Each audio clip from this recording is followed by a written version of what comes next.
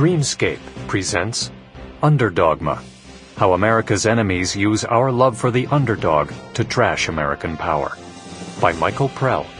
Copyright 2011 by Michael Prell. This audiobook was produced with permission of BenBella Books. Read by Walter Dixon. Forward. On September 9, 2002, a mob of young, multicultural North American university students clashed with police, spat on Jews, smashed glass, and hurled anti-Semitic slurs to stop a free man from engaging in free speech.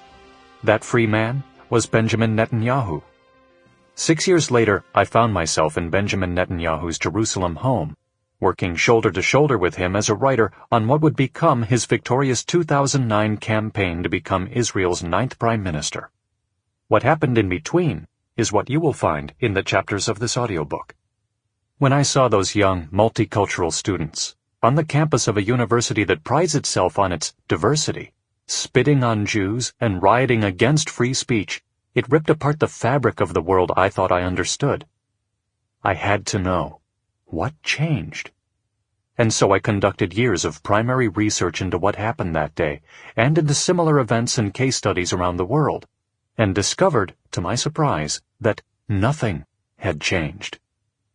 Those students, and the scores of people and institutions exposed in this book, were doing what they and others like them have always done. Their actions were fully consistent with a belief system that we can now trace to our first, formative moments as human beings. A belief system that drives today's most pressing issues. This book is a biography of that belief system, which I have named Underdogma. I dedicate Underdogma to those who have the courage to speak truth, to power, while in power, and while under attack. Michael Prell. Part 1. The Roots of Underdogma. Chapter 1. Underdogma.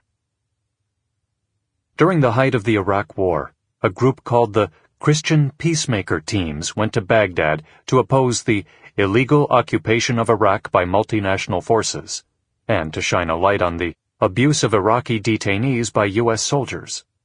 On November 26, 2005, 4 members of this pro-Iraqi anti-coalition group were kidnapped by the very Iraqis they had come to champion.